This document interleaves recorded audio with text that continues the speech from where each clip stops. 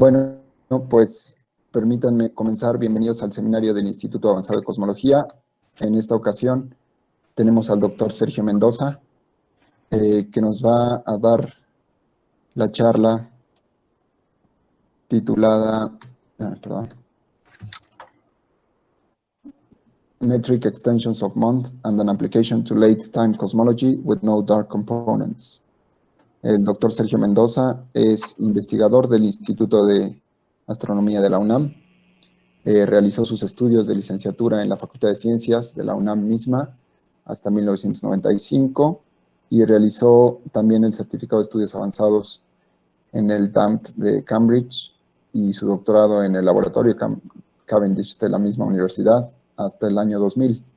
Desde el 2001 el doctor Mendoza labora en el instituto como investigador en las áreas de astrofísica relativista, particularmente en jets y agujeros negros astrofísicos, así como en cosmología astrofísica y extensiones de la teoría de la gravitación. Y bueno, sin mayor preámbulo, le damos la palabra al doctor Mendoza. Muchas gracias por presentarse en este seminario. Muchas gracias, Juan Carlos. Déjenme comenzar a compartir y ahorita comienzo. Ya está. Ya ven mi pantalla, ¿verdad? Sí, ya. Sí. Bueno, muchas gracias por la oportunidad de hablar aquí con ustedes. Les voy a hablar muy rápido. Muchas cosas no van a estar ni muy detalladas ni bien demostradas por lo corto que es este seminario. Pero bueno, entonces ya habrá preguntas. Supongo si alguien tiene más preguntas que sean al final, sobre todo para irnos con esta media hora, que es poquito tiempo con respecto a esto. Entonces ni siquiera voy a hacer una introducción larga, me voy a ir casi de lleno a lo que se tiene que hacer. Solamente quiero comenzar diciendo que la primera persona que empezó a discutir o a proponer entes oscuros como tal, y los llamó fluidos ocultos, fue René Descartes. René Descartes, antes que Newton, propuso que los planetas estaban soportados o sostenidos y giraban alrededor del Sol debido a vórtices, como un fluido, por así ponerlo, los cuales los hacía girar alrededor del Sol. Entonces es un problema que va y viene, y tenemos 300 años en la física, en la astronomía, discutiendo este tema. Bueno, voy a comenzar con lo que son las galaxias espirales, solamente para introducir MOND de manera muy rápida. En los años 70, Vera Rubin fue la que concluyó que los movimientos anómalos en la rotación, en la curva de rotación de las galaxias espirales, se debía a un elemento de que faltaba o de masa faltante. ¿Okay? No voy a entrar en detalle, no voy a hablar de materia oscura ni nada, simplemente me voy a ir por otro camino, entonces es lo único que voy a decir nada más con respecto a eso. Entonces, más o menos, si uno pone la curva de rotación, es la velocidad al radio R como función de R. Formalmente, en la parte central, en el bulbo, debería de verse de esta manera, tiene que crecer, uno lo puede explicar muy bien eso con gravitación newtoniana, no hay ningún problema. Y bueno, eventualmente debería de haber un radio en el cual uno debería tener esta caída kepleriana. Esa caída kepleriana sigue la tercera ley de Kepler, a final de cuentas, piénsenlo, la tercera ley de Kepler para un movimiento circular es que la velocidad es proporcional a la raíz de la masa interna dividido por la raíz del radio. Entonces esto da origen directamente a la a la ley de gravitación de Newton. Eso fue lo que usó Newton formalmente para construir su teoría. El problema es que no ve uno esta caída kepleriana. Lo que uno empieza a ver, generalmente se ve un poquito de esa caída y casi inmediatamente empieza uno a ver un aplanamiento de esa curva de rotación, un escalamiento Tully-Fisher, en el cual la velocidad se vuelve proporcional a la masa a la 1/4. Esto uno lo puede ver entonces como una modificación, si quieren así, experimental a la tercera ley de Kepler. Una manera de verlo, entonces esta ley Tully-Fisher, lo que nos dice es que a una cierta escala, esta velocidad de rotación, para este caso, ahorita les muestro más, tiene que ser proporcional a la raíz de la masa, y lo más interesante, obviamente, es que no escala o no depende del radio en esta formulita, ¿no? Entonces, bueno, formalmente una manera de verlo, o lo que uno puede mostrar de varias observaciones y la conclusión que hay es que en las partes más internas, la aceleración de Newton, o perdón, la gravitación de Newton funciona bien. Eso es cuando las aceleraciones newtonianas equivalentes tienen un valor mayor o del orden de 10 a la menos 10 metros por segundo al cuadrado. Las regiones más externas con respecto a esto no siguen esta tercera ley de Kepler y por lo tanto no se van con esta propuesta newtoniana de gravitación, ¿ok? Sino que, y eso ocurre cuando las aceleraciones son menores a este 10 a la menos 10 metros por segundo al cuadrado. Fue Milgrom el que se dio cuenta de todo esto en los años 80, entonces le voy a llamar a esta A0 como la aceleración de Milgrom. Ya les puse aquí cómo debe de ir esta velocidad, ¿no? Pero bueno, en lugar de que sea b cuadrado proporcional a la masa entre r, lo que uno tiene es que b cuarto es proporcional a la masa. El problema, o lo que uno siempre se pregunta es, bueno, pues, ¿será, no será, será cierto o no será? Bueno, grupos liderados por Javier Hernández en el Instituto de Astronomía se han dado la tarea bien difícil de analizar estrellas binarias muy abiertas para ver qué es lo que les pasa con ellas y si siguen la tercera ley de Kepler, sin preguntarse si siguen otra ley o demás. Simplemente agarraron, por ejemplo, en el año 2012, muestras del satélite Hipparcos de binarias abiertas, y bueno, pues lo que vieron era que encontraron estos puntos. Aquí está el RMS de esos datos, ¿ok? Y aquí lo que tiene uno es el logaritmo de la diferencia de la velocidad de las componentes, y en el eje horizontal está la separación en parsecs, y es el logaritmo, nada más para que lo tengan en mente. La línea roja que está ahí es la predicción newtoniana. Como uno ve, entre más y más se separan dos partículas. Es el experimento más sencillo que uno puede hacer en gravitación. Son dos partículas y ver cómo interaccionan ellas. En este caso, incluso nuestra galaxia, quitando todos los problemas y toda la influencia que deben de tener los demás miembros y las demás componentes gravitacionales de la galaxia, queda uno con el sistema isolado, y entonces puede uno poner estos puntitos en estas gráficas. Como ven, la línea roja es la predicción newtoniana, y bueno, pues no se sigue. Lo hicieron con Gaia hace 2 años, más o menos, y entonces, bueno, pues también el trend se ve totalmente de la misma manera. El RMS, aquí está, estos son dos samplings, el verde y el azul. Es nada más una cosa que a ellos les convino hacerlo de esa manera, pero bueno, a final de cuentas se ve que entre más separados estén, no hay manera de que una relación newtoniana pueda describir esas órbitas. Con respecto a un escalamiento Tully-Fisher, para poder tenerlo, pues no solamente nos hemos dado cuenta a lo largo de varios años que tiene uno que pensar nada más en, por ejemplo, en galaxias espirales, sino que también los sistemas soportados por presión también siguen ese aplanamiento cuando las distancias son muy grandes. Aquí está, por ejemplo, la dispersión de velocidades como función del radio, escalada convenientemente, nada más para poner los diversos objetos con las mismas cosas. En rojo están los cúmulos globulares, en verde están los Extremely Low Rotation Elliptical Galaxies, y los clústeres de galaxias están en azul en todos estos dibujitos que están aquí. Entonces, bueno, lo que quiero aquí nada más mostrarles es que sí, eventualmente, curiosamente, hasta se ven muy parecidos todos, y uno puede mostrar que tienen un escalamiento Tully-Fisher cuando la aceleración es menor a 0, la aceleración equivalente del sistema. Aquí está otro ejemplito nada más con respecto a esto. Y bueno, la parte interna no tiene que ser la misma, pero eventualmente sí es la parte externa. Para ponerlo de manera más general y que vean lo fuerte que es hacer este tipo o analizar este tipo de aseveraciones, aquí está la dispersión de velocidades también. Es nada más la convergencia de una sigma crítica de esta dispersión de velocidades, y está graficada con respecto al radio del sistema, al tamaño que tiene el sistema. Entonces, bueno, pues aquí está nada más cómo debe de verse, y está logarítmico para eventualmente tener una trayectoria, una línea. Y bueno, hay 7 órdenes de magnitud en tamaño. Eso es enormisísimo. Pero lo que quiero que vean es que hay un trend bien bueno. Y más o menos la línea negra aquí es la que corresponde a una ley Tully-Fisher.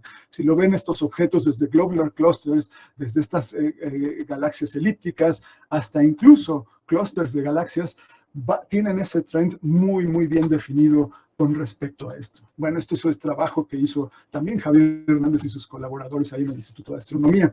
Entonces, bueno, motivado por eso, pues nada más voy a irme más rápido con respecto a esto. Esto es trivial para todos los que hacemos gravitación, pero siempre vale la pena nada más tenerlo. Entonces, bueno, la gravitación que tenemos construida, como les decía hace rato, está basada en la tercera ley de Kepler. Si uno pide balance centrífugo para una órbita circular, aquí nada más para ponerlo muy sencillito, entonces la aceleración centrífuga es b² entre r, no debería ser proporcional, aquí debe ser un igual. Y entonces, bueno, pues enchufa uno la velocidad que está aquí y acá, y entonces inmediatamente obtiene esta aceleración y hay que poner una constante de proporcionalidad en el sistema. Y esa es la forma en la cual uno empieza totalmente, en maneras de calibrarlo, por ejemplo, con planetas y demás, como lo hizo Newton, y ya está. Si ahora nos pensamos que a otras escalas la ley de gravitación es otra, seguida ahora por una modificación a esta tercera ley de Kepler, que ahora es esta ley Tully-Fisher, ¿okay? Donde la velocidad es proporcional a la masa a la 1/4, entonces ponemos una partícula, la dejamos rotar, otra vez, balance centrífugo, es que la aceleración es b² entre r, enchufamos la velocidad aquí adentro, y lo que llegamos es, otra vez, definimos una nueva constante de gravitación, ¿ok? Le puse Gm, G modificada, ¿ok? Y únicamente lo que queda es, como teníamos la masa a la 1/4, ahora va a ser la masa a la 1/2, la r ya estaba ahí de la formulita que todos conocemos, de fuerza centrífuga, y entonces nos queda el R. Lo puede uno calibrar con observaciones, por ejemplo, de curvas de rotación de galaxias espirales, y entonces lo que llega a uno es que el Gm, esta nueva G, tiene ese valor.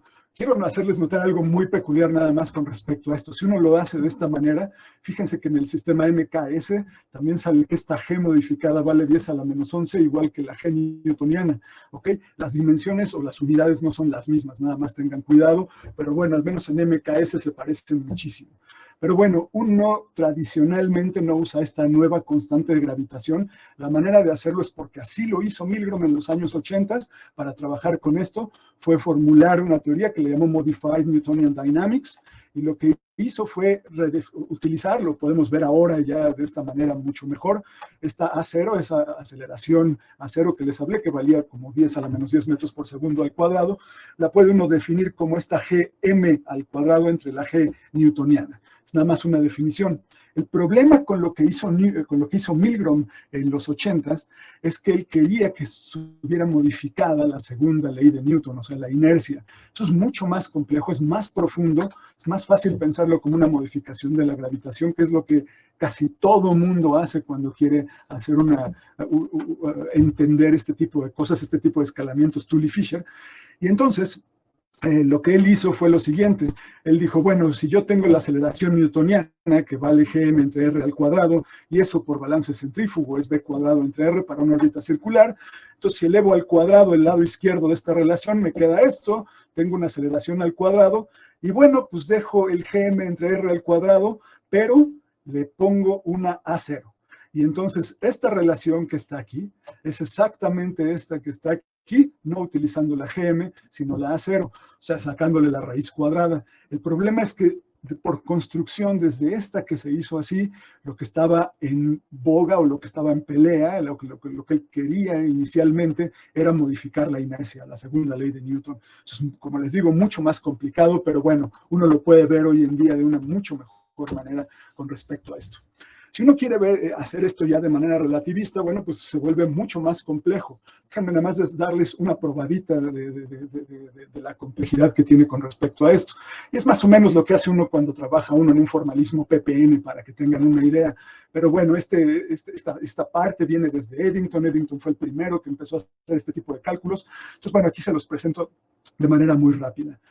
Primera cosa, ok, uno puede mostrar en relatividad lo más básico, que la componente G00 del tensor métrico está dada por 1 más 2 phi entre c cuadrado, donde phi es el potencial gravitacional. Ok, esto tiene que ver con el principio de inercia, no voy a entrar en eso, perdón, con el principio de equivalencia, es un resultado inmediato con respecto a eso. En el caso de que el phi sea producido, por ejemplo, por una partícula puntual, en el caso de Newton, bueno, pues nada más lo sustituyo uno por menos Gm entre R, nada más, ¿ok? Entonces, bueno, para hacer la modificación de las demás componentes de la métrica, lo que hace uno es pensar en un sistema coordenado isotrópico, un laboratorio para hacer el experimento.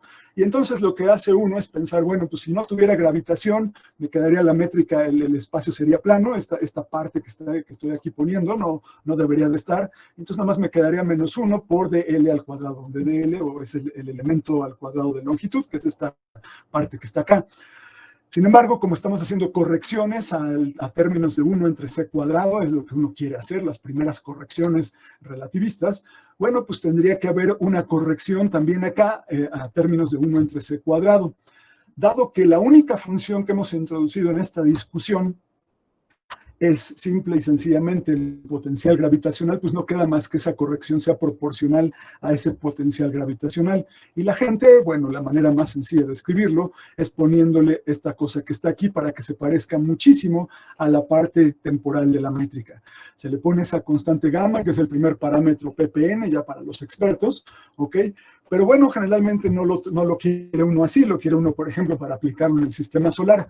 Hace uno la transformación de estas coordenadas isotrópicas a coordenadas esféricas. La componente G00 queda la misma y si se fijan, pues ya se parece a la métrica de Schwarzschild. Y lo único que queda es la componente espacial que va a tener, la componente espacial radial que va a tener esta parte que está aquí. Esta parte que está aquí, dado que esto es pequeñito, o dado que 2gm entre rc cuadrado es pequeñito, eso es lo que quiero decirles, esta parte nada más. Entonces uno lo puede ver o lo puede escribir, llevar a un acomodo al cual se parezca a la métrica de Schwarzschild en ese límite de campo débil, siempre y cuando el gamma sea igual a 1.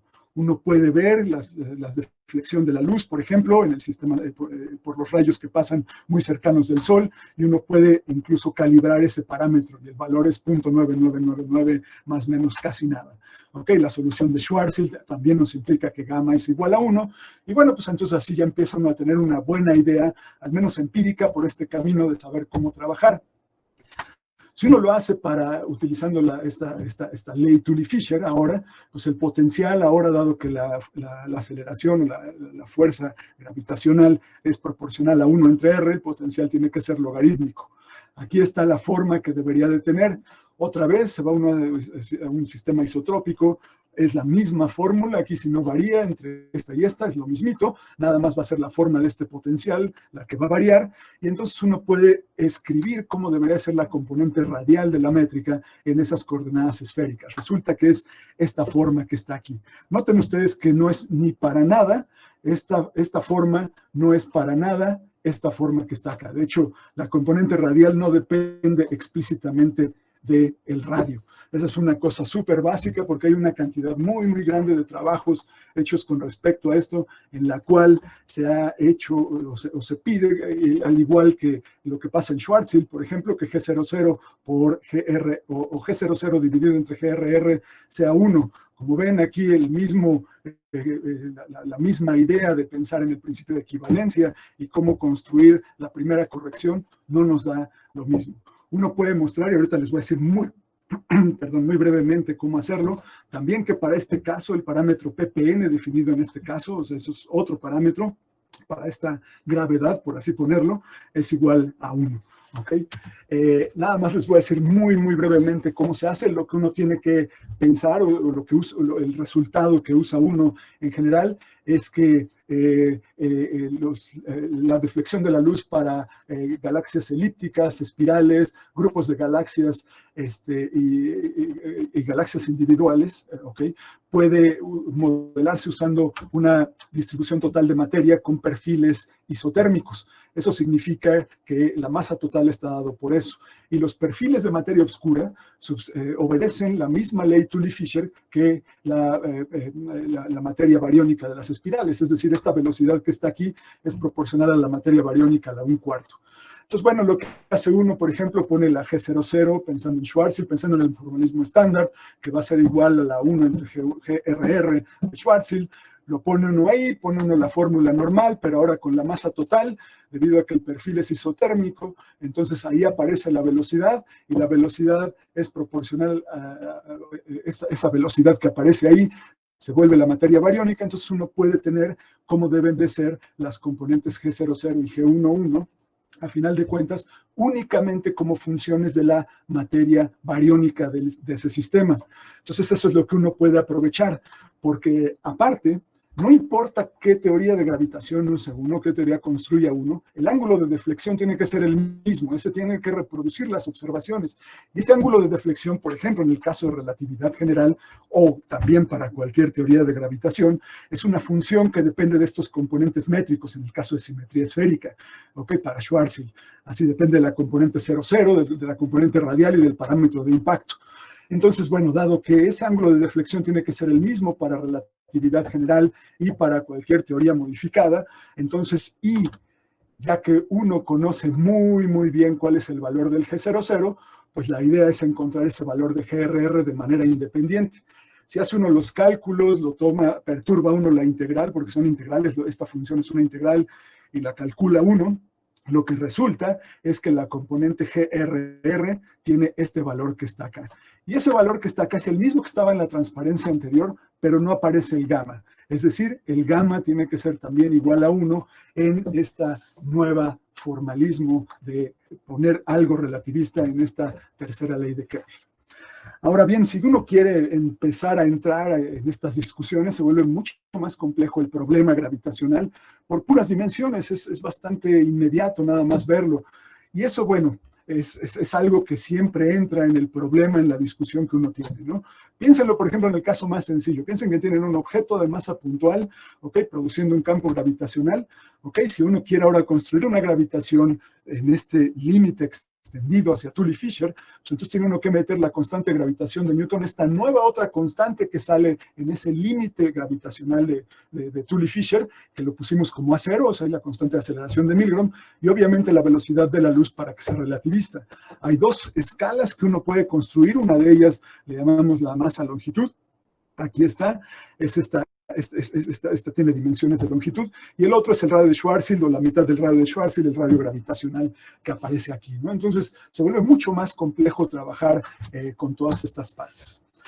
Ahora, déjenme decirles, voy a irme de lleno en todo esto, nada más para que vean cómo hay que atacar esto. Es mucho más complejo, esa es como la conclusión grande que tenemos. Uno puede intentar hacer muchas cosas, pero nada más voy a discutir aquí únicamente el enfoque puramente métrico sobre todo esto. Entonces, pensemos en estas nuevas acciones que se han estado utilizando desde hace varios años, ¿ok? Tienen bastantes más años, desde los 80 aparecieron los primeros modelos de acoplamiento entre curvatura y materia, pero bueno, ya incluso el año antepasado salió un libro ya bastante de texto, bastante bueno para aprender cómo hacer todo esto. Lo que siempre va a pasar cuando, y déjenme les digo como resultado, que si uno quiere explicar o tener una forma relativista que eventualmente converja hacia estos escalamientos Tully-Fisher en el límite de campo débil, en el formalismo puramente métrico se requiere siempre que haya acoplamientos de curvatura y materia. La forma más formal de pensarlo es que la acción es una función del escalar de Ricci y del lagrangiano de materia. Eso es todo lo que uno necesita. Define uno el tensor de energía-momento con la fórmula natural que se hace, variando de esta manera. Y bueno, pues las variaciones nulas de esta acción que está aquí con respecto a la métrica nos dan estas ecuaciones de campo que están aquí. Son bastante feas, aunque están escritas de manera muy compacta. La parte interesante que siempre pasa cuando tiene uno, por ejemplo, teorías FDR o más generalizaciones en este formalismo puramente métrico, son estos términos que aparecen aquí, que son términos de cuarto orden, o sea, ecuaciones diferenciales de cuarto orden en la métrica. La traza, bueno, la puede uno calcular, nada más la puse aquí porque eso simplifica muchas veces las cosas que uno requiere. Esta sub L que aparece aquí es la derivada parcial con respecto al lagrangiano de materia. Una de las cosas que ocurre en estos acoplamientos de curvatura-materia, lo más general que hay, es si uno toma, por ejemplo, la divergencia nula, la divergencia covariante de las ecuaciones de campo, uno puede resolver para esta cantidad que está aquí, que esencialmente es lo que nos va a dar la ecuación geodésica. Y entonces lo que se da uno cuenta es que las trayectorias que uno esperaría que fueran geodésicas no lo son en el caso más general. ¿ok?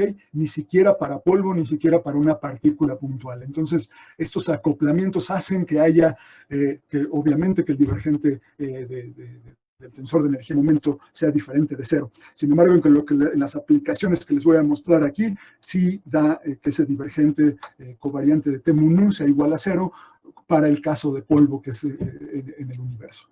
Bueno, como ejemplos nada más, así muy rápido, estas FDR con el lagrangiano de materia, ¿ok? Si uno define esa FDR como el lagrangiano de materia como esto, pues tiene una acción de Hilbert y eventualmente las ecuaciones de Einstein como ecuaciones de campo.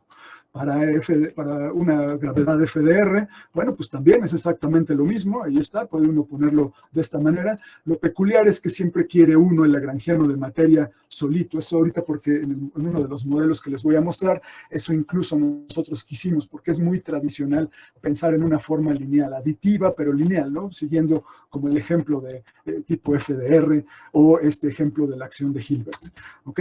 En el caso, ya eso es bien sabido, en el caso de partículas de polvo, por ejemplo, una partícula libre en relatividad general y FDR, dado que el divergente de T mu nu es igual a cero, entonces las trayectorias son totalmente geodésicas y eso le agrada a uno muchísimo, ¿no? Entonces, bueno, así nada más para decirles así rápidamente las cosas que hemos hecho. O sea, si uno, por ejemplo, agarra y dice, bueno, yo ya tengo esta G00, ¿ok? Como se los mostré hace rato, y las componentes G de IK las puedo escribir como esto para empezar a trabajar, o sea, para empezar a ver o buscar los límites de campo débil. Entonces uno puede ver cómo puede uno aproximarse. Resulta que para los casos importantes, y esto nada más, pues no tengo tiempo de explicárselos con más detalle, pero para el caso para los casos donde uno quiere escalamientos Tully-Fisher, resulta que son los términos de cuarto orden en las ecuaciones de campo los que dominan sobre los términos de segundo orden. Entonces, en las ecuaciones, pues lo voy a poner aquí, por ejemplo, en las ecuaciones los términos importantes son estos que están aquí. Es esta parte la que nos va a hacer la dinámica para poder eventualmente encontrar estos escalamientos Tully-Fisher.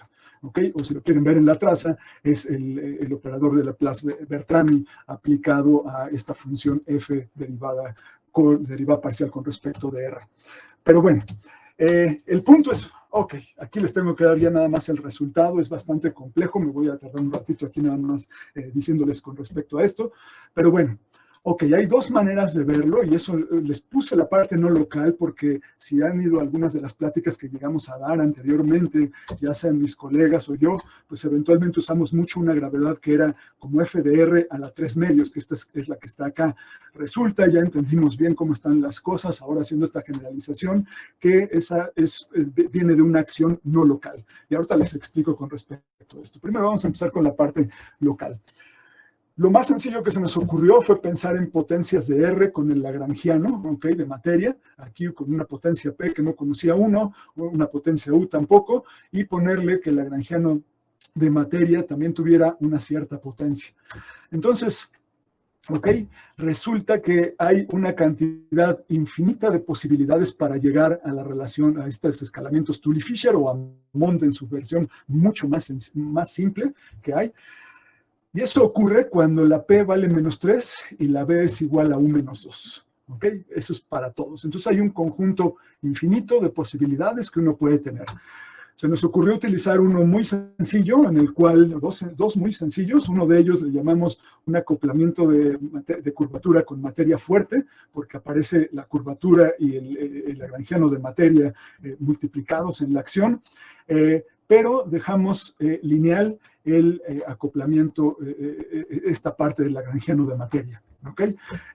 Las constantes de acoplamiento aquí me las estoy poniendo, nada más recuerden, esto es el lagrangiano y es proporcional. ¿Okay? Hay constantes de acoplamiento, todas las constantes de acoplamiento en este caso son puramente números. ¿Okay? No hay ningún problema con eso, son numeritos.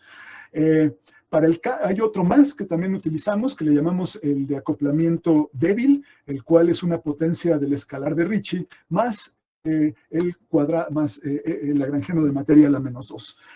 Así lo pusimos y bueno, pues tiene estas ventajas, tiene estos valores que acá les estoy poniendo en esta tablita, ¿no?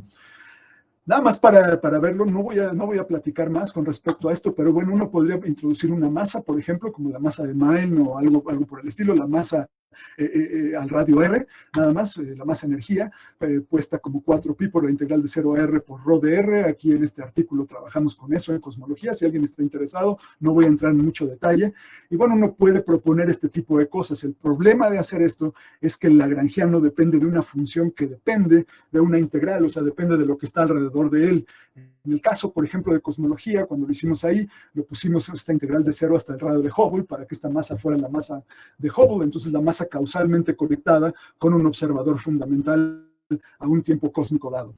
Entonces, bueno, pues eso nos hace que esta cosa sea no lineal. Y bueno, pues ok, queda interesante nada más como en la historia del pasado de lo que hicimos, pero generalmente quiere uno lagrangianos o acciones locales para describir la gravitación. Entonces, bueno, con eso nos fuimos. Aquí nada más les platico muy brevemente de un trabajito nada más que hicimos, del último trabajo que hicimos con respecto a este RLA3 medios. Tuvo que ver con clústeres de galaxias. Generalmente los clústeres de galaxias no pueden ser explicados con MOND, pero lo que hicimos fue ponerles MOND, básicamente la forma Tully-Fisher estándar, lo más sencillo, y le pusimos tantita relatividad basado en esta relación o basado en esta formulita no local que aquí teníamos, ¿no? Entonces, bueno, nada más para que vean lo importante que es ponerle tantita relatividad y por qué deberíamos de hacerlo. Cuando uno calcula, por ejemplo, el perihelio de Mercurio, la anomalía de ese perihelio, lo explica uno con pequeñas correcciones relativistas. Mercurio se mueve a 50 kilómetros por segundo, eso significa que la velocidad en unidades de la velocidad de la luz es más o menos 10 a la menos 4. En el caso de un clúster de galaxias, la velocidad de los miembros típica es del orden de 1000 kilómetros por segundo, y entonces este cociente B entre C es más o menos 10 a la menos 3. Es un orden de magnitud todavía más grande. Entonces, si para Mercurio valía la pena ponerle tantita relatividad, ¿por qué no a un clúster de galaxias le ponemos tantita relatividad, pero basados en esta forma más sencilla de MOND, ¿ok? Nada más perturbando tantito con respecto a esto, se tarda un poco, ya está. ¿Ok? Entonces, bueno, pues tiene uno que calcular la aceleración hasta cuarto orden perturbativamente, como debe de ser.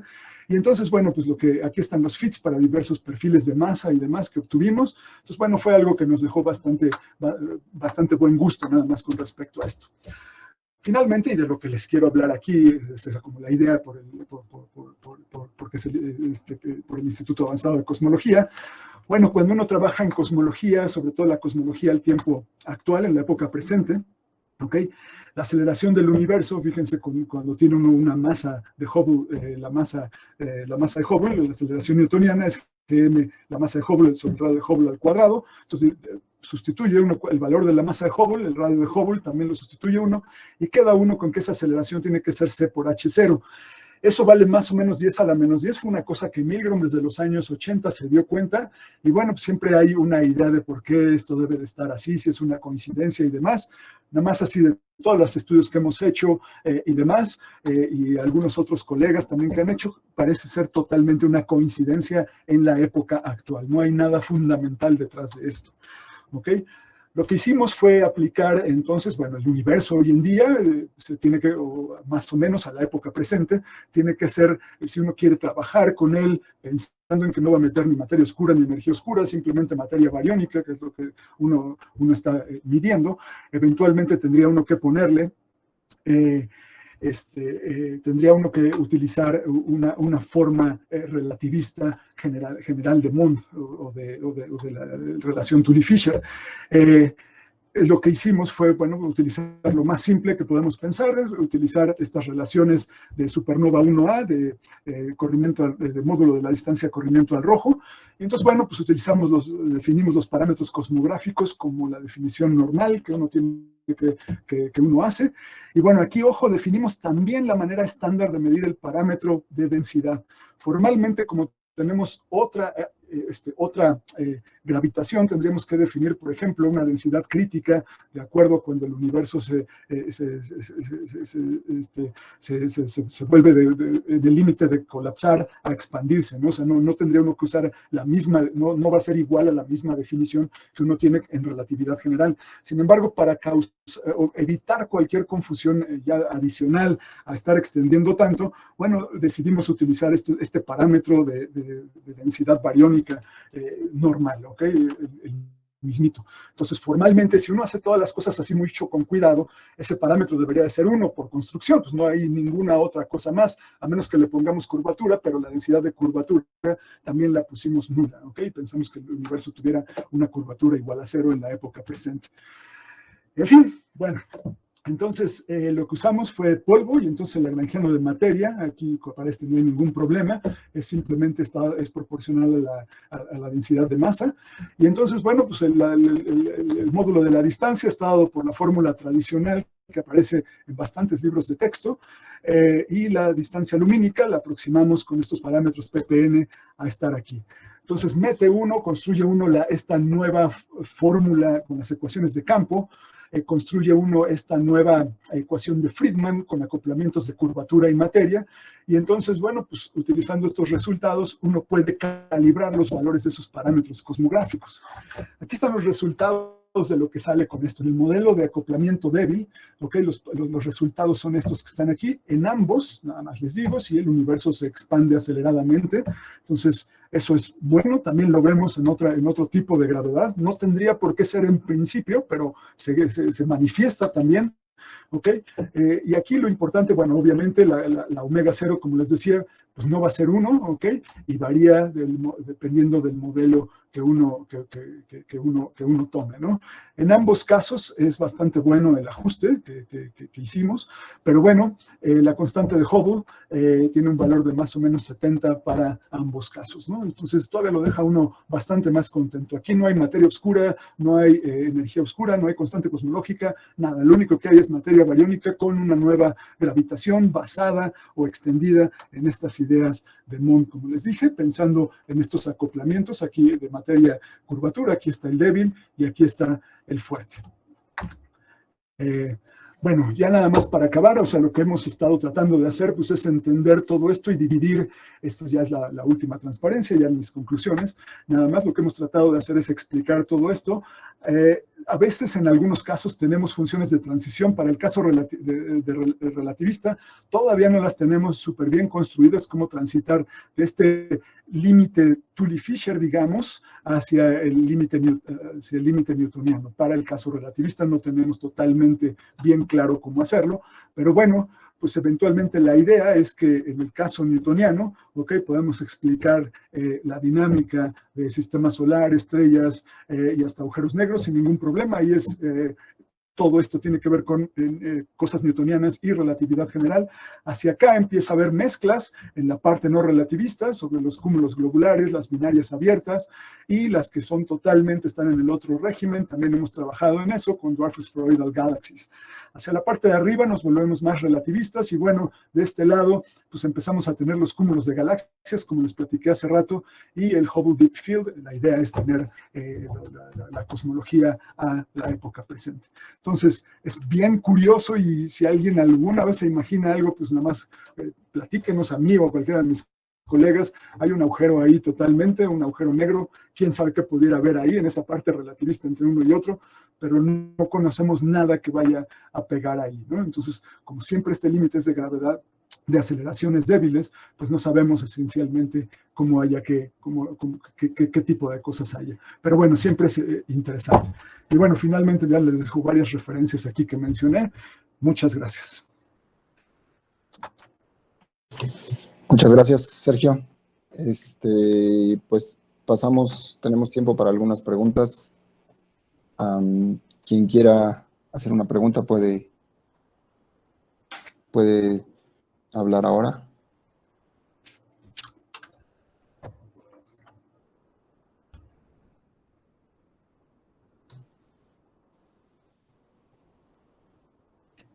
¿No tienen preguntas?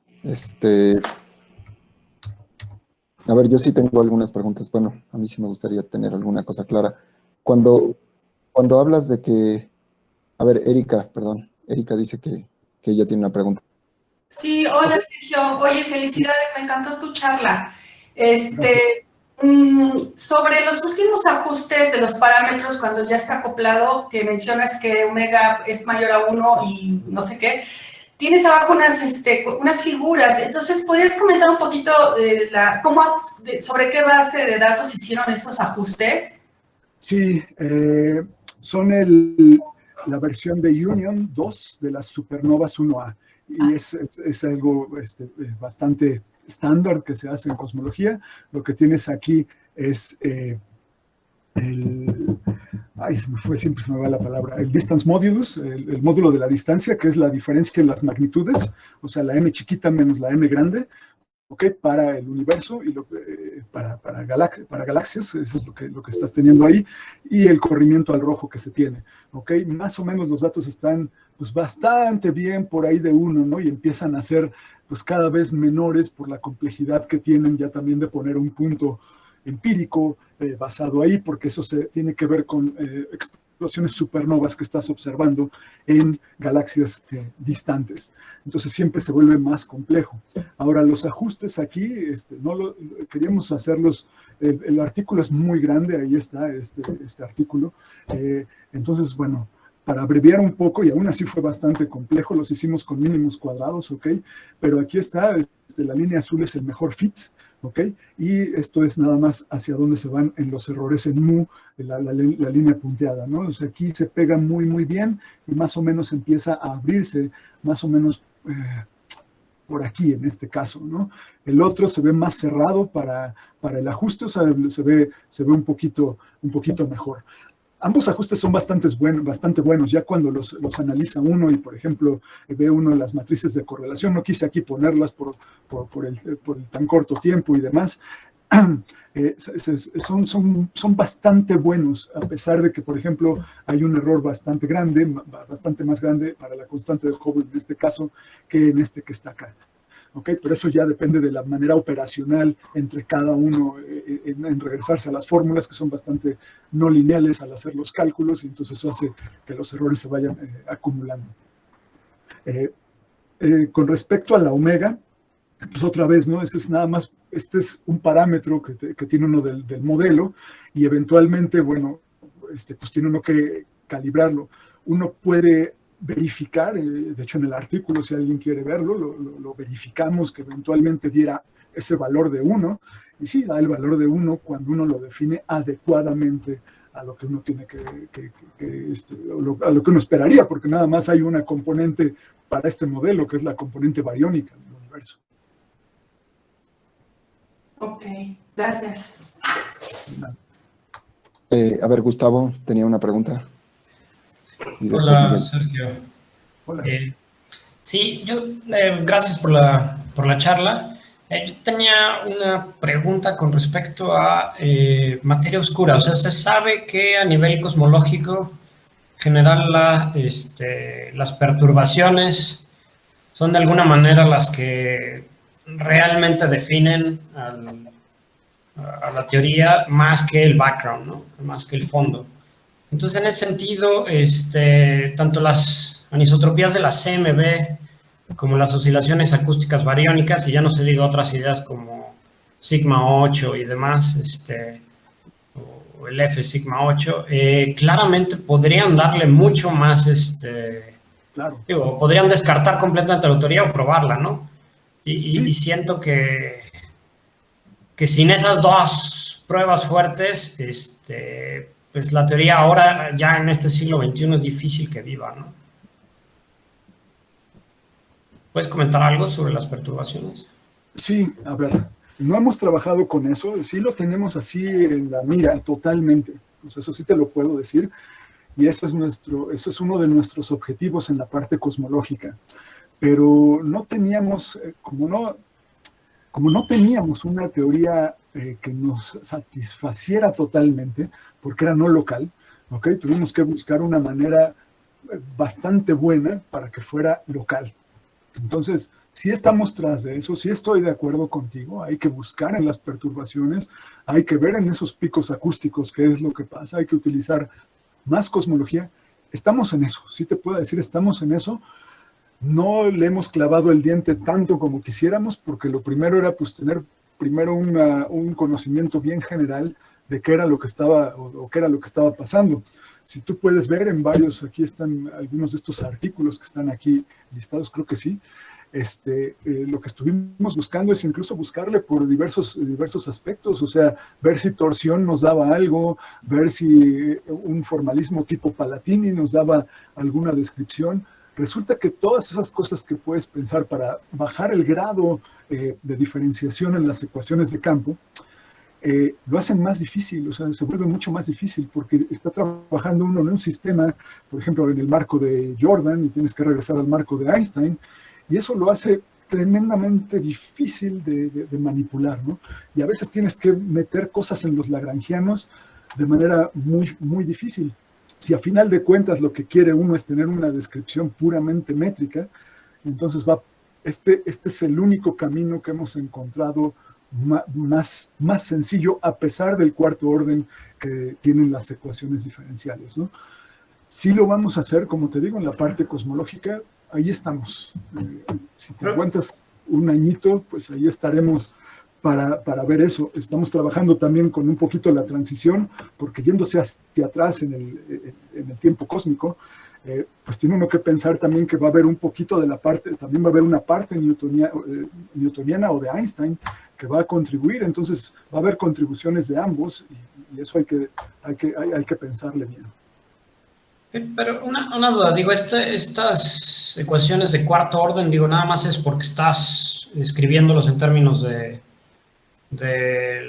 los tensores de curvatura, ¿no? Porque puedes mapearlo, me imagino, a un campo escalar, acoplado con... Pues sí puedes intentarlo. Digo, porque usualmente es lo que estás... o sea, debe de haber un grado escalar libre ahí, que es lo que... O sea, solo habría de dos opciones, ¿no? O sea, o tienes un grado escalar libre o tienes dos. Sí. Porque esto no se ve que tenga ningún vector. Y entonces, o sea, esto debe ser una gravedad masiva si está bien comportada. Y si no, lo que vas a tener es un fantasma y eso te destruye claramente toda la teoría. Apenas te muevas de cosas esféricas, te rompas simetría. Sí. Por lo que suele ocurrir con FDR, no tienes este problema simplemente porque aunque las ecuaciones se vean de orden superior, hay un mapeo a un solo escalar y tiene el término cinético correcto. Sí. Aquí han estudiado eso, esa parte de la estabilidad de ¿cómo se llama? Ostrogradsky. Hasta donde recuerdo, no. Se vuelve mucho más complejo, te digo, por estos acoplamientos. Sí es trabajo que hay que hacer. Hay personas, hay grupos ya que están trabajando fuertemente con esto. Hay que analizarlos todavía más. No lo sé.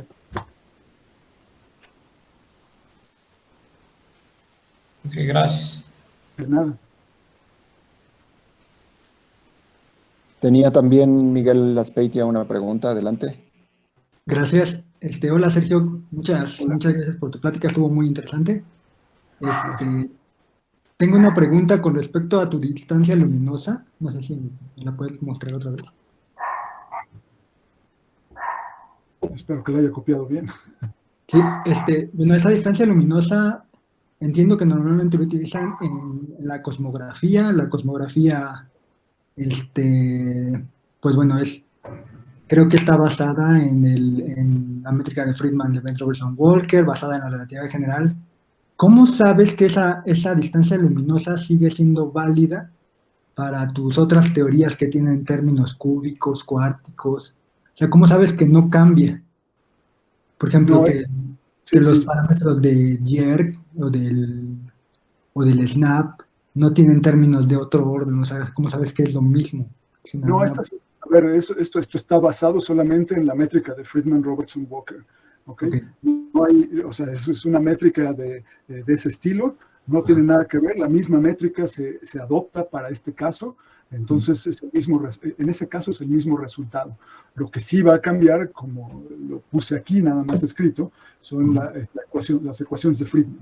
O sea, las ecuaciones de Friedman van a ser diferentes y esas son las que hacen toda la nueva dinámica, digámoslo así. Sí, es que bueno, yo, por ejemplo, en la siguiente lámina me parece que tú constrienes tus diferentes parámetros cosmográficos con diferentes Fs, ¿no? Una que está a la R a la -3 y así. Ajá. Entonces uno esperaría obviamente una cosmología con algunos términos extras ahí en las densidades o en los H's o cosas así, una cosmología algo diferente, ¿no? Entonces, yo, bueno, no sé, tal vez, o sea, me estoy engañando, pero yo esperaría que mi distancia luminosa, pues, podría ser algo diferente. O sea, que no sería la tradicional que estás marcando ahí Claro, a ver, en la ahí sí. anterior. Entonces, pero bueno, no, también es, por eso es una duda, no sé No, si no, estoy mira, engañando. ahí estoy de acuerdo contigo. O sea, todos estos parámetros que aparecen aquí, ya sea en este o en la siguiente, en la que está acá, pues podrían tener el valor que fuera, ¿no? O sea, podría incluso el Q0 ser positivo y entonces pues estamos en un universo que se está desacelerando, ¿no? O sea, al fin y al cabo son modelos dependientes. Ese es el punto, dependen de la gravedad que uno esté poniendo y del modelo gravitacional detrás, ¿no? Lo más curioso es que no, que en este caso reproducen por sí solitos bastante bien lo que uno esperaría, al menos en cosmología estándar, en cosmología lambda CDM para el modelo de concordancia. Es Y la peculiar. última, O sea, yo también esperaba cualquier cosa, ¿no? Te voy a platicar algo histórico que nos pasó. Estando trabajando, no me acuerdo en cuál modelo, uno nos salía siempre positivo, o sea, positivo, positivo, positivo, hasta que nos dimos cuenta que había un error que venía desde las ecuaciones de campo, lo cambiamos todo y salió después negativo, ¿no? Y dices, bueno, ok, quiso acelerarse. Pues, ¿yo qué hago? y la última ya nada más, pues en realidad no es el lambda cold dark matter en sí tal cual, ¿no? Porque el J en lambda cold dark matter esperaríamos que fuera uno, ¿no? Sí, sí, Entonces aquí es como otra algo cosa, que es diferente. una energía oscura dinámica o algo así por el estilo, ¿no? Podría ser, pero pues habría que agrupar los términos de esa manera, pero son tan no lineales que quién sabe cómo los tendría uno que agrupar. O sea, las ecuaciones están pues bastante feitas. Ajá, sí, pero o sea, digamos, el modelo estándar cosmológico predice que J vale uno, ¿no? Entonces, Sí, porque nosotros asignamos una constante cosmológica. sí, En sí, caso de que J sea distinto de uno, pues significa que es otra cosa, ¿no? Una energía claro. oscura. Entonces, lo que parece ser que tú estás como prediciendo con esos modelos es que no es una constante cosmológica, es otra cosa, ¿no? Pero es que sí, nada más, pues ahí sí es a debatirse, ¿no? Porque pues ni siquiera estoy usando el concepto de energía oscura, para nada. Pues Ok, está metido en unas ecuaciones muy diferentes de campo, con otro tipo de cosas, con otro tipo de predicciones, pues se va a ir por otro camino. ok. ¿Ok? Nada más. Pues muchas gracias. Gracias, Juan Carlos.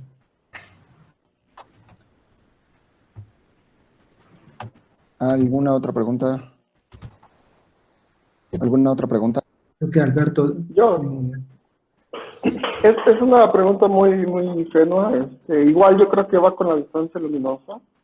Esta distancia, según recuerdo, es para tiempos muy alrededor de nosotros, ya que es una serie de Taylor, prácticamente Sí, ahí, es ¿no? correcto. Entonces, ustedes están utilizando ya Z2. En mi opinión, creo que ya no sería tan válida, sino sería conveniente mejor utilizar la ecuación de Friedman modificada o lo que es H de Z directamente, ¿no? Sí, sí, es buena pregunta. O sea, pues hasta dónde tiene uno que usar eso. Aquí ni siquiera llegamos a 2, es hasta 1.3. Así, muy precisamente es 1.3 y es así el límite ya que uno le está poniendo, ¿no? Habría, ya si fueran más grandes, ya no, tiene uno que utilizar más órdenes de aproximación, más términos ahí en la cosmografía. Se puede No, hacer, pero si es una serie de Taylor, debería de ser para zetas muy chiquitos. sí, pero es lo que se usa totalmente de manera tradicional hasta en cosmología muy estándar. O sea, estamos usando lo que todo el mundo utiliza y donde están todas las discusiones. O sea, sí, estoy de acuerdo, debería ser muy chiquito, pero pues va hasta... ¿dónde está? Al menos aquí está hasta la cuarta potencia, ¿no? En Z. Entonces, bueno, ok, sí, chiquito, ¿no? Pues muy chiquito es la ley de Hubble, ¿no? O sea, totalmente muy chiquito, que fue lo que hizo Hubble, es eso, es esa parte, esa es la ley de Hubble estándar, ¿ok? pero bueno, pues le pone uno un término cuadrático, un término cúbico y un término cuarto para tratar de irse un poco más lejos, ¿no? Resulta que para al menos cosmología estándar de lambda CDM y demás, los términos de Z quinta y otros más no se requieren, o sea, no le hacen modificación. ¿Y por qué no usar H de Z directamente si ya lo tienen a partir de la traza, me parece? Sí, podemos usar el H directamente, pero el punto, o sea, tendríamos aquí lo que se hace a la hora de evaluarlo es para poder hacer calibraciones o poder calibrar, tener parámetros libres del modelo para poder explicar, o sea, para poder encontrar la H0, la Q0 y demás, ¿no? O sea, eso es la manera estándar de hacerlo. O sea, sí se podría hacer, está más rudo en la parte de los fits, poder hacerlo, pero en principio sí se puede.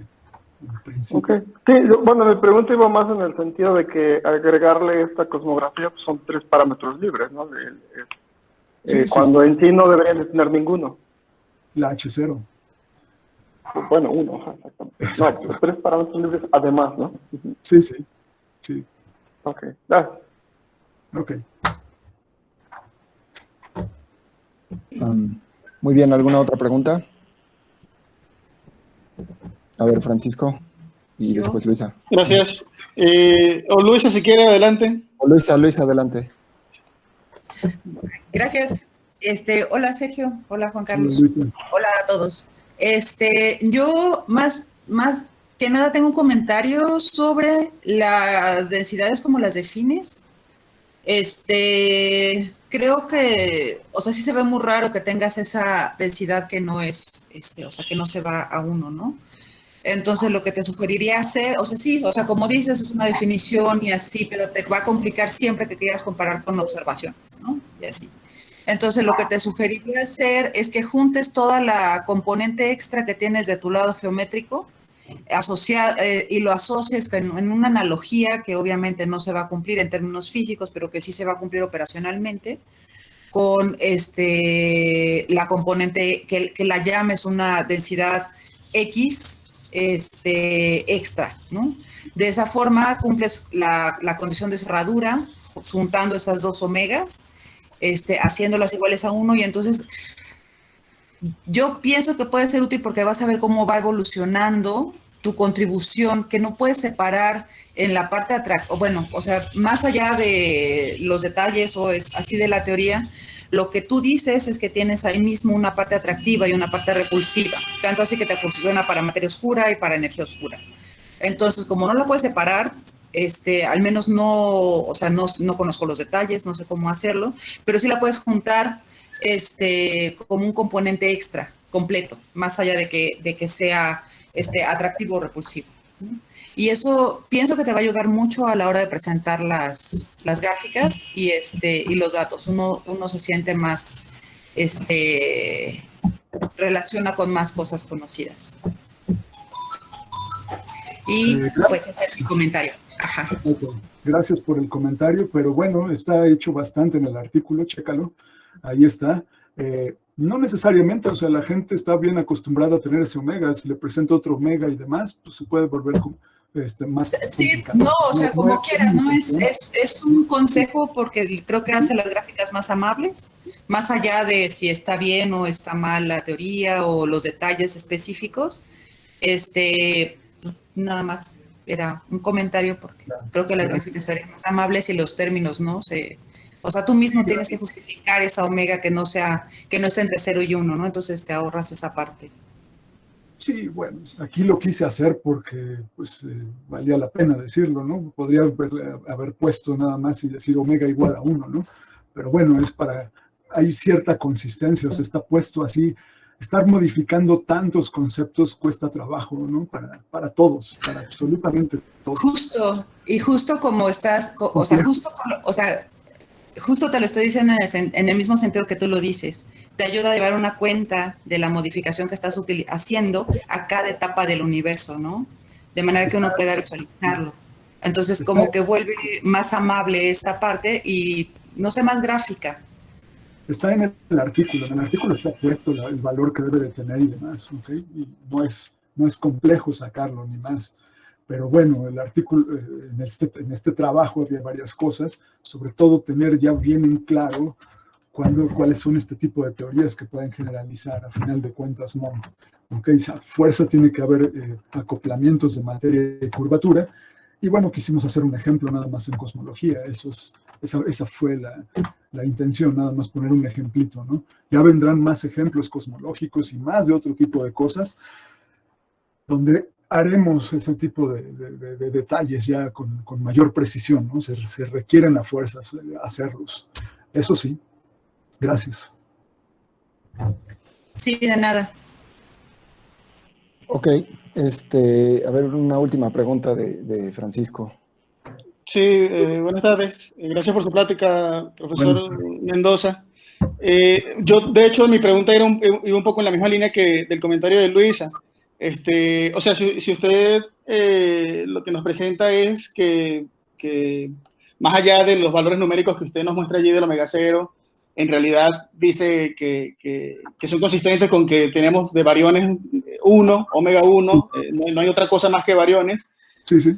Sin hablar de materia oscura, ¿cómo ese omega, o qué les dice ese omega a ustedes con respecto a las cotas que impone Big Bang nucleosíntesis, por ejemplo? De la pura física de partículas de las interacciones en un universo temprano, se sabe que hay una predicción que no es 1, es 0.046, ese omega, y es precisamente donde también entra en juego este tema de que tiene que entrar materia oscura, etc. Pero ya sin ni siquiera mencionar materia oscura, sino contabilizando la materia a partir de la abundancia reliquia de las partículas que sí conocemos, que sí podemos trazar, ¿cómo este resultado que ustedes tienen está en consistencia con ese otro? ¿O cómo? A ver, la inconsistencia aparente, o sea, la aparente paradoja que sale de todo esto, es porque uno piensa que generalmente que todo va a ser con gravitación de Einstein. Aquí el punto es que en algún momento, o sea, en el pasado distante, la gravedad sí era tipo Einstein, ¿ok? Y eventualmente fue cambiando hasta que cuando el universo se expandió lo suficiente, y entonces esta masa longitud o la aceleración gravitacional newtoniana que tiene el universo en la época actual o por ahí, ¿ok? Es menor o del orden de 10 a la menos 10 metros por segundo al cuadrado. Entonces, tuvo que haber no solamente, o sea, tú lo puedes generar con ese valor ahí, pero tiene que haber de alguna manera algo pasó, la gravitación cambia de régimen y se vuelve en otro límite gravitacional. Entonces, no tendría en principio que hacerle problemas. Hay que replantear esa parte de esa transición. Esas transiciones cuestan bastante trabajo. Las hemos trabajado para otro tipo de objetos astrofísicos. Lo que sí podemos casi decir, en el caso de objetos astrofísicos, sobre todo para calibrarlo con mucho detalle, se hizo con cúmulos globulares. En el caso de cúmulos globulares, por ejemplo, la transición es muy abrupta, casi diciéndote o estás en un lado, o es muy Newton, o es muy Mond. Pero no, la transición casi no existe, es una región muy pequeñita. Ahora, claro, una cosa es hablar en un cúmulo globular, en esa transición, en ese tamaño tan pequeño, pero ese tamaño tan pequeño escalado a las escalas del universo puede ser algo muy grande, ¿ok? Entonces, bueno, hay que analizar qué es lo que está pasando y cómo eventualmente ese omega que pudo haber empezado con ese valor que mencionabas, eventualmente se calibró para tener ese valor de 1. O sea, es la gravitación la que lo está haciendo cambiar, si fuera así. O sea, es la forma de la gravitación. Entonces, no es tan fácil, se hace uno muchas bolas si uno piensa que eventualmente, o sea, es que tiene uno los argumentos siempre estándares, ¿no? A ver, si yo utilizo relatividad general, entonces me voy al pasado, dejo evolucionar y entonces obtengo esto. Aquí el problema es, ok, en el pasado tengo que usar relatividad general, pero en el presente no tengo que usarla, es otro tipo de gravitación y qué consecuencias tendría y dónde está esa parte de interconexión o la parte de transición entre una y otra. Ok, entonces no está como que como parte, digamos, del análisis de este tipo de teorías. Todavía. Ustedes no dirían, bueno, vamos a agarrar este lagrangiano y vamos a irnos a estudiar el universo temprano y ver qué dice, como lo que decía Gustavo, por ejemplo, el CMB, BAO. Claro, pero es que no te da, o sea, por ejemplo, el universo muy temprano no te da, porque ahí esperas, o sea, si el universo está de este tamañito, así una pelotita, pues esperas que sea relatividad general, o sea, estás en el límite de aceleraciones muy altas, o en el límite de campo súper fuerte, ahí tiene que funcionar relatividad general.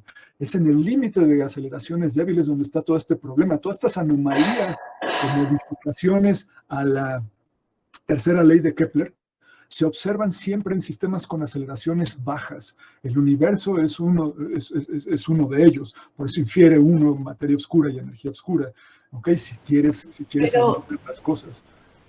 Entonces, ¿en qué sentido es relativista lo que estás haciendo? En el sentido del universo, o sea, tiene que ser hoy en día relativista. O sea, es relativista débil, es lo más débil que puede ser. Ese es el punto. Pero no lo puedes aplicar a un universo, o sea, cuando el universo es relativista. Cuando el universo es súper temprano y es súper fuerte la interacción gravitacional y las aceleraciones son más grandes que 10 a la menos 10 metros por segundo al cuadrado, esto no puedes. Esto es el límite de Mond fuerte. Por eso esta aplicación así fue para late time, para universo, para la época presente o actual, alrededor de la actual en cosmología. Si lo quieres echar en reversa, vas a tener que mezclar cosas y tienes que tener cuidado con una posible transición. Hay que hacerlo con más cuidado. No entiendo entonces en qué sentido. O sea, voy a revisarlo. Sí. Sí, porque igual si al principio uno está usando relatividad general, vamos a seguir teniendo las mismas faltas de componentes que están tratando de decir que a tiempos actuales no están. Entonces, o sea, quedamos como en las mismas. Si entiendo bien. Claro, y hay que ver qué tipo de cosas eventualmente van a entrar. Miren, hay varias cosas, o sea, no quiero mencionarlas porque todas están en proyectos, así estamos trabajando en la transición. Tengo estudiantes que están trabajando en esta transición también, hay quienes estamos trabajando también en la parte, incluso una modificación mayor que nos dé la transición normal. Hay ciertos elementos perturbativos, o sea, no los platiqué aquí, pero las siguientes correcciones que siguen, la primera es como tipo Mond, que sigue es tipo Newton, y así sucesivamente. O sea, incluso a nivel perturbativo, este tipo de propuestas hay que analizarlas fuertemente. O sea, ahorita nada más nos fuimos al límite del campo más débil, y lo que aparece primero es el término mondiano sobre los términos newtonianos, más o menos como lo que uno espera, ¿no? Si estoy modificando las cosas cuando el campo es muy débil, pues primero voy a ver Mond, después voy a ver Newton, y después quién sabe qué cosas. O sea, incluso en esa parte matemática perturbativa hay que meterle el diente fuerte. Ok, muchas gracias, profesor. Gracias.